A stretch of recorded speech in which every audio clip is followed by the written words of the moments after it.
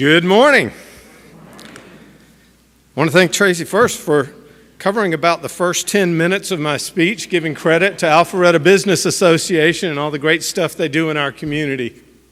But sincerely, Alpharetta Business Association is one of the most active business groups in the city of Alpharetta, and they have been a tremendous partner to create what we have in downtown Alpharetta specifically, but all over our community, and we're grateful for their partnership and their support over the years.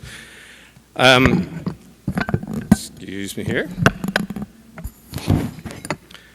As she mentioned, I've been around here in elected office for a little while now, 2012, and as I started to prepare for this morning's discussion, I looked back to 5 years ago because, as she mentioned, I was first elected mayor in 2018, but I was filling out David Belisle's term.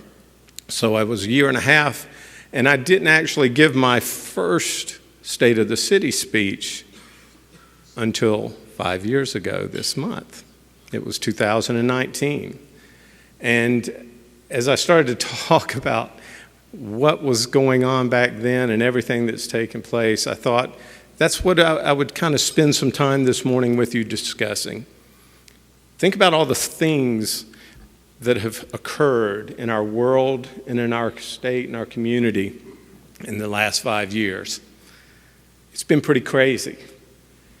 And yet, in the city of Alpharetta, we've continued to make progress. It didn't matter what the turmoil was. It didn't matter what was going on in the world. In this community, we had people and businesses that continued to move forward, to fight uphill against the wind. And so that's what I really want to focus on a little bit today, is just how much progress we as a community have made over the last 5 years. I want to talk about the achievements, the accomplishments, the wins that we've had. And then I want to talk a little bit about where we are now, the results of all that hard work and all of that community effort. And then give you a little insight based on what we know today. Who knows what's coming in the future? We dare not predict it after 2020. But based on what we see today, what can you expect from the city of Alpharetta 5 years from now? So if you've ever heard me speak before, you won't be surprised. I always start with talking about public safety. Shocking.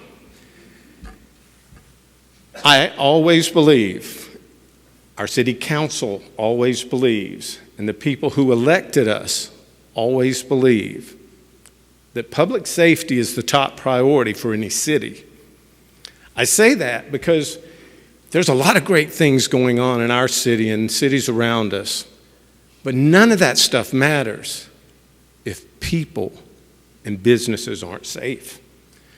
And as a mayor, to see what's happened over the last 5-6 years in our nation, it's startling to see people in my position around this country who, when things go bad, when there's a rogue police officer or a horrible incident or something like that, they point the fingers at public safety, at the police or the firemen, the people on the front lines.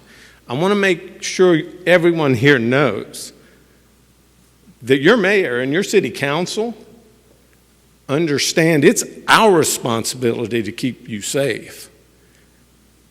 The police and the fire people are the ones that actually are on the front lines and do the stuff that takes courage. But it's our responsibility. And when you look at this stuff going on around the country with mayors and councils defunding the police and all these other things that have made their cities unlivable at times, understand that's not the police chief's fault. That is the mayor's fault. Now, some things can't be changed, but I'm responsible for what happens here. So is our city council, and we take responsibility for that, and that's why we take it so seriously. When something bad happens here, whether we caused it or it was just an unforeseeable problem, we take responsibility and try to make sure it doesn't happen again. So I'm starting with public safety, and I'll talk to you a little bit about the last 5 years. In that chaotic environment where it's been so hard to attract talented people into public safety roles, in our public safety department we have police, we have fire, and we have 911 operators. They're all critical phases of keeping this city safe.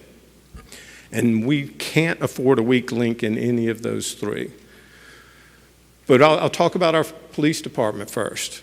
You know, if you see what's going on, it's harder and harder to find young people that want to enter the police career. And so organizations like us in every city in the nation is struggling to find talented people that are committed and qualified to protect the communities. And so we have been working very closely with our public safety leadership, Director Robinson, all our senior management, to make sure that we're doing whatever we can to attract and retain the best of the best. That includes paying salaries and doing things that we never had to do before as far as finding recruits. I'm told that it used to be when we would post a one ad for a position in the police department or the fire department 2 decades ago, we'd have 100 applicants. Now we may not get any. And we have been very creative in recruiting and training these people that are willing to come and serve our community and serve as the basis of everything else that takes place. And we've been very successful. It doesn't mean we've achieved everything we'd hoped to, but based on what's going on around us and in the country, we've been exceptionally successful in attracting talented young people to keep our community safe, and we're proud of that. We also make sure that those people have the training they need to be successful, to keep themselves safe and to keep the public safe. When you see some of the things that happen on TV and the incidents around the country, if they're bad cops, that's the fault of the elected officials. They determine the training budget. They determine the policies. And so we take that very seriously, and we've got an excellent public safety leadership team. Doesn't mean things can't go south, but they are in a challenging environment, and we continue to give them the support they need. We also are spending a lot of time and money on facilities and technology to leverage those to make our public safety department even stronger and more efficient. Just in the last 5 years, we've started developing a real-time crime center where we can actively monitor and provide immediate responses thanks to available technology. We've also started installing, as many of your neighborhoods may have, flock cameras to allow us to monitor who's coming in and out of Alpharetta, because most of the crime that occurs in the city of Alpharetta is not necessarily people who live here or even work here. And so flock cameras allow us to track the vehicles that are coming in and out of a crime scene and help us at least identify some possible suspects. It's a great technology. We are also updating our computer-aided dispatch, which is basically, it's the computers our police officers use. We've had the same one for a long time, and we are updating that at a cost of millions of dollars to provide them better technology to do their jobs, and it allows them to spend more time on patrol in your neighborhoods and in your businesses. We're also investing in software that I won't go into details, but there's very interesting software out there that's available that is helping us keep some really bad people off the streets and protect some very vulnerable populations. We also invest in the facilities. Just a couple of years ago, the city of Alpharetta, working with all the cities in North Fulton, as we often do, and Fulton County and the Fulton County Sheriff's Department, were able to reopen the North Fulton Annex Jail. It's here in Alpharetta. It used to be the old Alpharetta Jail. But during COVID, they shut that down, and it caused a tremendous amount of stress and issues for our police department, because if you arrested somebody for a DUI in Alpharetta, they would be out of service for hours to drive them down to Rice Street to be processed. And we were actually taking people that normally would have been put in jail and just writing them off, giving them a ticket, giving them a warrant to appear or something like that, and letting them go because there was nowhere to take them. So that was a huge improvement, and I'm grateful to Fulton County for their support in that effort. Commissioner Hausman led that discussion, but Commissioner Ellis was also a proponent of helping North Fulton get more safe. I'll also mention one other thing for the police department we've done that I'm proud of is another partnership with the city of Milton. Alpharetta actually had a courthouse building that's over in Crabapple. Everybody just assumes that it's in Milton, but it's actually city of Alpharetta property. And when we moved our court out of that to cohabitate with the city of Milton's court house, we took that facility and turned it into a training center. Most police departments in the country our size do not have their own full-time training center. This is a facility and a program that allows our officers to get far beyond required training, far beyond normal training, especially in active shooter responses and in de-escalation training. And both of those are critical to protect our officers and our public. We're proud of those investments, and we're proud of the way our leadership team has managed that process. I'll also talk a little bit about our fire department because they are critical. And most of you may not realize that because Alpharetta is a fairly new city, most of our housing stock isn't more than a few decades old. Alpharetta's fire department doesn't do a lot of structure fires compared to, say, a Gwinnett County or some of the other areas in more rural Georgia. So the vast majority of the calls, when you see a fire truck going down the street or something like that with sirens going on, a lot of times they're medical calls. It may be someone's had a heart attack. It may be someone's fallen out of their bed at home and doesn't have anyone to help them. Or it might just be something else that really doesn't require a fire truck.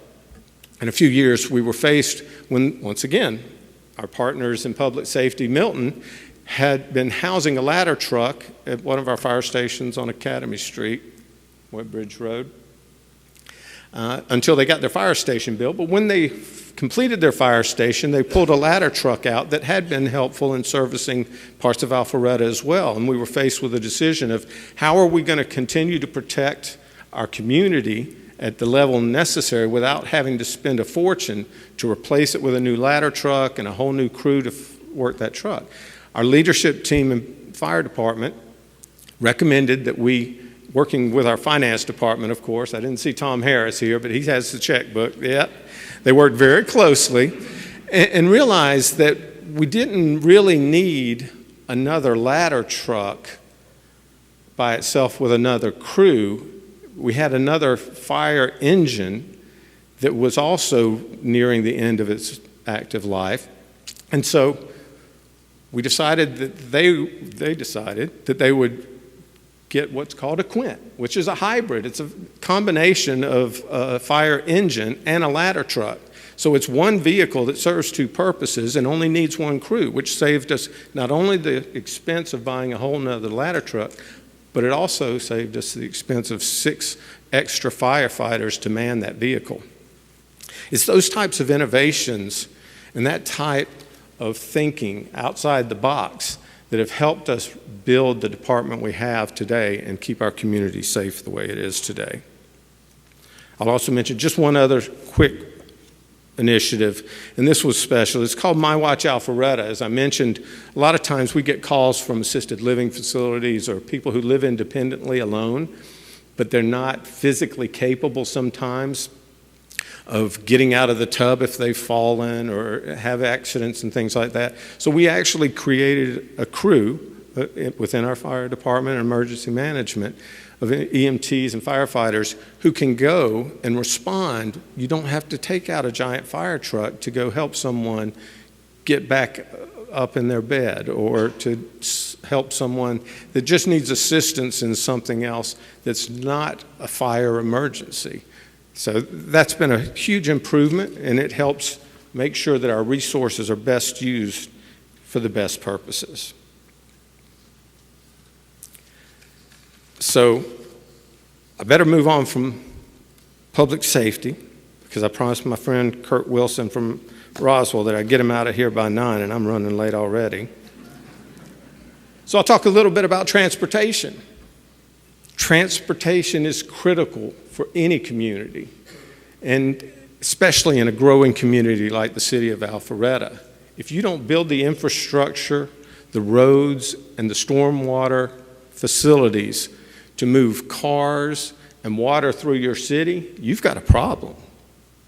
It's hard to sustain what you already have, and it's even harder to continue to grow. And so the city of Alpharetta has been very intentional in my time on council in investing millions of dollars and making line items in the budget so they're commitments to you, our taxpayers, and our residents and businesses to invest in transportation. Within the next 5 years, we'll plan to see Highway 9 finally completed. Yes, you can applaud. We're grateful to GDOT for transforming that critical corridor of our city. The pain it's taking is noticed, but as Commissioner McMurray says, orange barrels are the sign of progress. But on the other side, we're going to have beautiful streetscapes. We're going to have walkable areas throughout that entire corridor, and it will transform downtown Alpharetta. We're also planning to have a new bridge installed with GDOT in the next 5 years on Waters Road.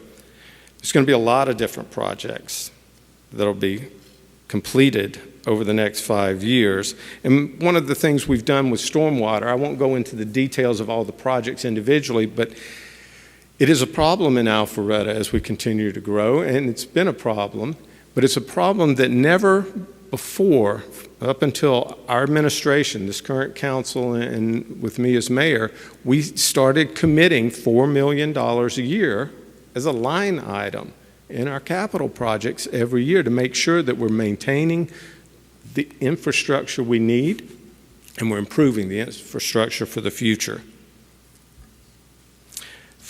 Just to give you highlights, for the next 5 years, the things we expect to either be under construction or finished are Georgia 400 bridge replacement on Webb Bridge Road. They're going to replace that bridge. It's going to be a beautiful widened bridge. It's going to have bike lanes, and it's going to help improve our connectivity east and west in our community.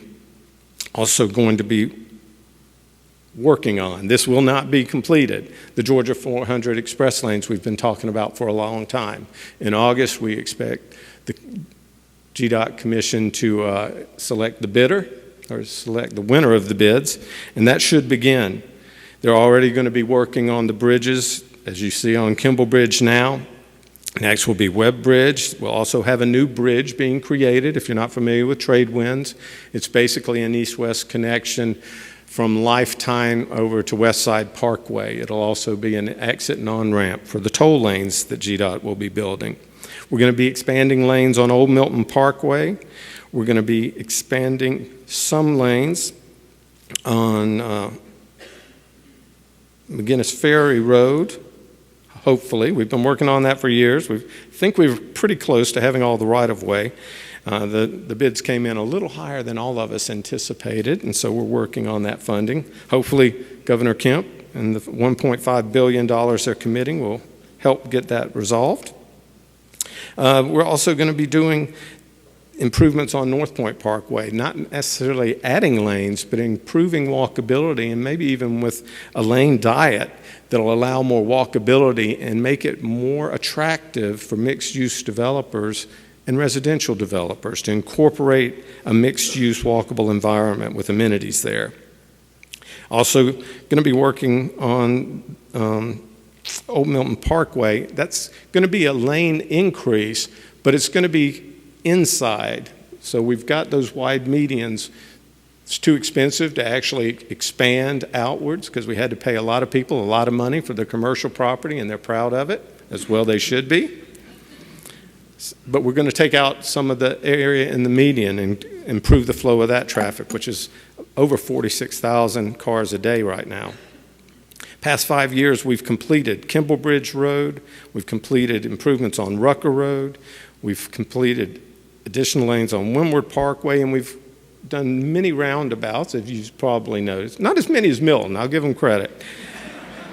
But we found that the dual purpose of a roundabout is it improves safety because it slows people down and cars down, but it also improves the flow of traffic because you're not stopping all the time for a stop sign or a red light. So it's a great way to help everybody stay safe and move fast. Should be completed within 5 years. So we've got some things going on right now that I think all of us will be excited about. We've got the projects I've already mentioned. We're also talking about expansions to our parks and recreational systems. You know, it's great to have the infrastructure that moves cars and moves water. But the thing that makes Alpharetta a difference is our balance. And it's critical that we retain that green space, that feeling of being in a small town that still has wide open spaces, even where there aren't many wide open spaces. And we have walkability and trails and things that people love to enjoy and help connect the people with the places where they work, where they eat, where they go to enjoy their neighbors' company. And so we're spending a lot of money over the next 5 years on 34 parks is our goal. In the next 5 years, we anticipate having a total of 34 parks. We'll do that by administrating the $29.5 million parks bond issue that was passed 5 years ago. Many of those projects are nearing completion or well underway. Some of them not quite, but we're getting there. We're also, as a city, establishing a goal, and we have for some time now, that we would like every residence, every house, every business to be within 10-minute walk of a park. And we've done a lot to accomplish that. As you can see, 77% of our households are expected to be within a 10-minute walk of a park in 5 years from now. That's pretty good. We're also working on the Alpha Loop extension because as we focus on redevelopment opportunities along North Point, one of our goals is to be able to connect Avalon with not just downtown Alpharetta, but through all of the office parks along North Winds and Haynesbridge Road, all the way to the Greenway, which is our next best asset as far as walkability and park spaces. The Greenway is the most used park system we have in the city of Alpharetta. And if we can connect North Point and the Greenway with downtown and Avalon, we completely change that entire corridor. You know, we've got a lot of successful office space on North Winds Parkway along Haynesbridge Road. And being able to connect all of that together makes all of it much more attractive as a place for businesses and for people. And we're excited about those opportunities. Now, we've talked about everything else we do, or as much as I'm going to be able to cover, I should say. So I'd like to talk a little bit about economic development for a few minutes. So just so you understand, I know a lot of people think of economic development as an activity or a profession, and it is. It absolutely is, and we're blessed to have a lot of great economic development professionals in our community and in our state. But I want to share with you that from my perspective, economic development isn't just an activity. It isn't just a profession. It's important to me, and especially in this discussion we're having about Alpharetta and our future, economic development, if you really look closely, is the actual sum total of everything that happens in the city of Alpharetta. It's not just an economic development team working for the city of Alpharetta. It is everything that every person in this room is doing in this community combined, because economic development is actually the only true objective measure of the success of a community to attract people and businesses. And that's why I want to spend some time talking about that right now. So, for example, you see, these are the results. These are objective numerical data to help give us feedback on the progress Alpharetta has made in attracting people and businesses over the last 5 years. We now have over 4,800 businesses in the city of Alpharetta. That's not bad for 27 square miles. 82,103 people work in Alpharetta now. Our population's only 66,000. That's pretty good. I would give us an A on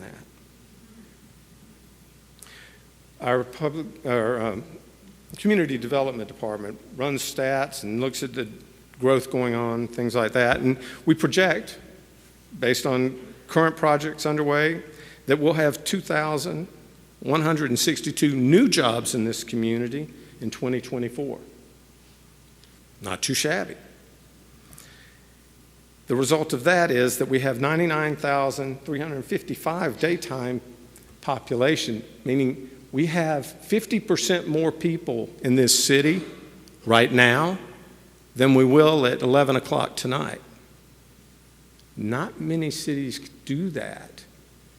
Not many cities actually grow during the day when so many workers go somewhere else to work.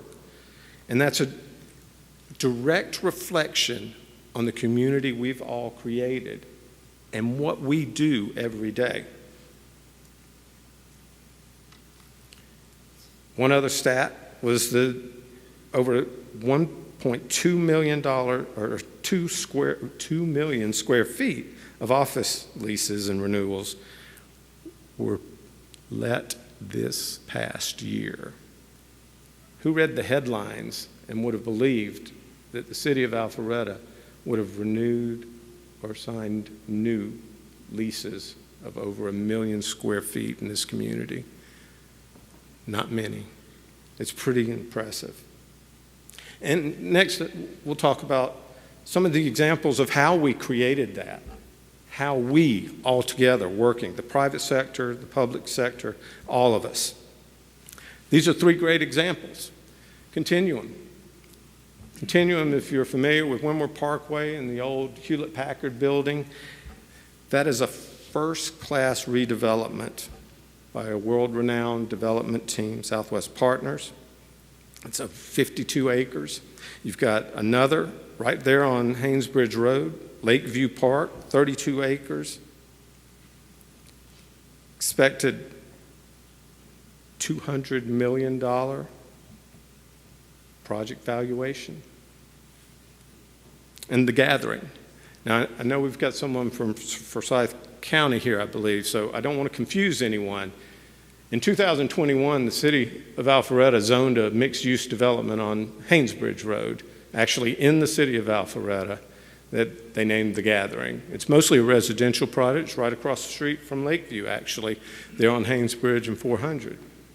But it's a world-class facility that will be created. And the reason our city is supporting these efforts and attracting these types of developments is because we understand that by building residential components and amenities like restaurants and retail in those areas where we have millions of square feet of Class A office space makes everything more symbiotic. amenities, the mixed use helps the office and vice versa. And so we're very proud of these. It's great to see this many people wanting to invest in our community.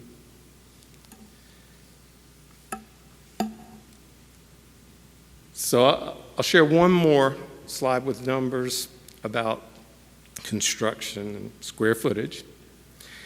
First is that our staff tells me that between 2019 and 2023, we had $1.67 billion in new construction permitted. That's billion with a B. Not too shabby. We're doing pretty good, guys. So far, so good. Also, $2.87 million square feet. I keep using dollars, man. Got to get the dollars out of my head. Square feet of new commercial construction permitted between 2019 and 2023. In a climate where COVID and so many other things worked against office space, that's 2.9 million square feet of new commercial construction permitted. Not just commercial, though. 1,714 new residential units have been permitted in the last 5 years, and almost 500 residential units are under construction as we sit here today. Now, like I said, economic development is a measurement as well as anything else. And so one of the measurements I want to share with you is the impact and the benefit of that growth and development, not only to our community and to our businesses, but to the people who live here and own homes here.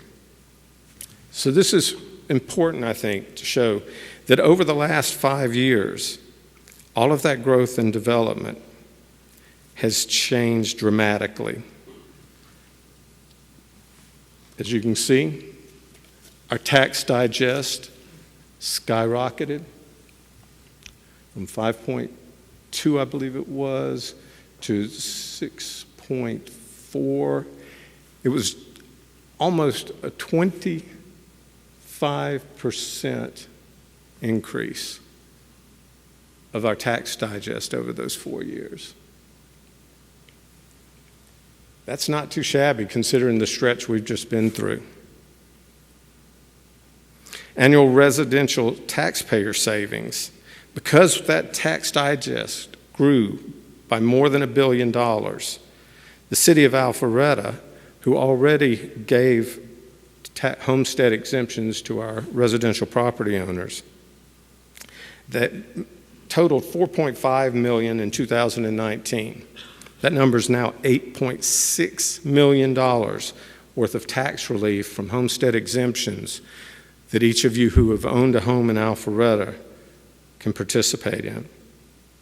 And the property tax has increased, the tax base has increased, but our tax rates have never gone up.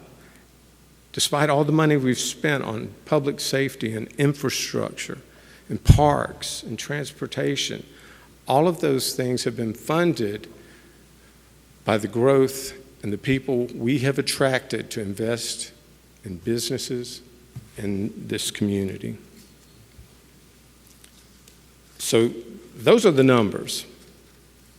That's the statistics. Those are the measurements. I'll let you decide for yourself whether we've been successful over the last 5 years or not.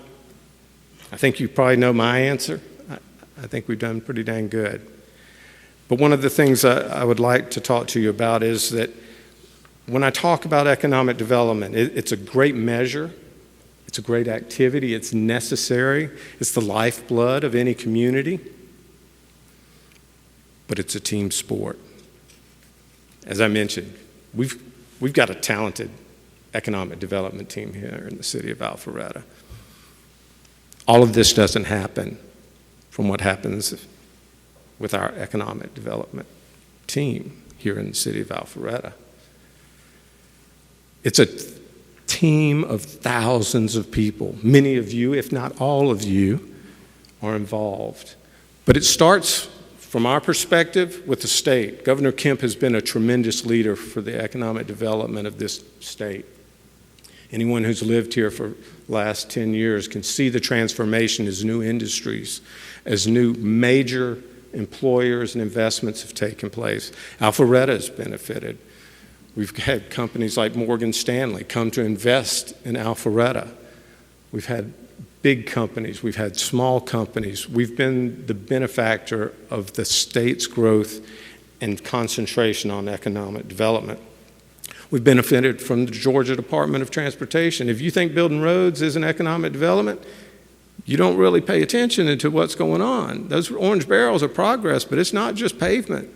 It's opportunities. I want to thank the people in Fulton County. Samir specifically with Select Fulton, but it's more than that. It's the entire Fulton County workforce. Their development authority, their public safety department, everything we all do impacts economic development in this city.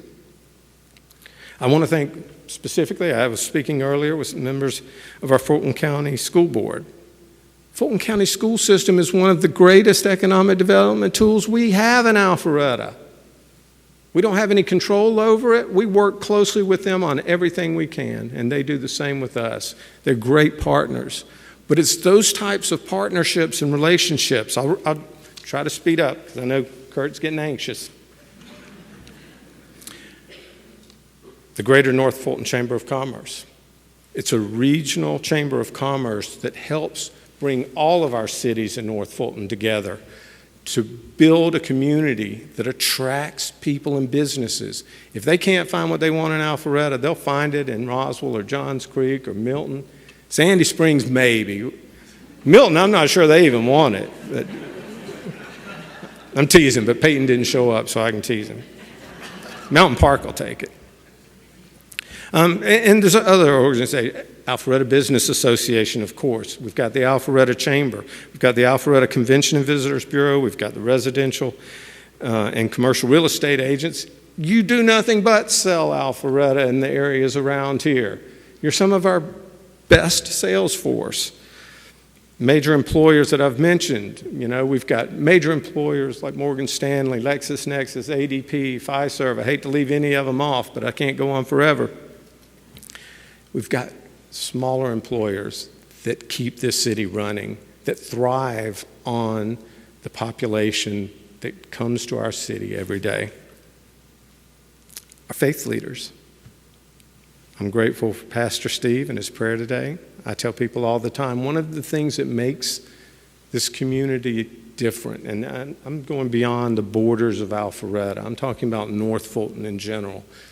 We have created an environment that attracts people and businesses.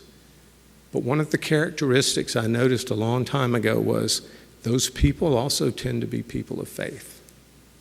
Now, it's a very diverse community, and it's not one faith, but they typically are people of faith. And I think that grounds us and keeps us focused on the tasks at hand.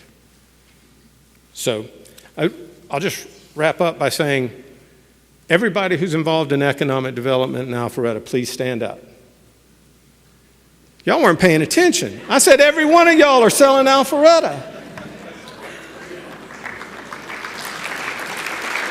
Well, you don't have to stand up, but my time is out, and you don't have to leave, but you can't stay here. So please, get out there and keep doing what you're doing. So we are so grateful for every one of you, for everything you're doing to make our community safe and successful. And God bless you. We hope to see you again next year.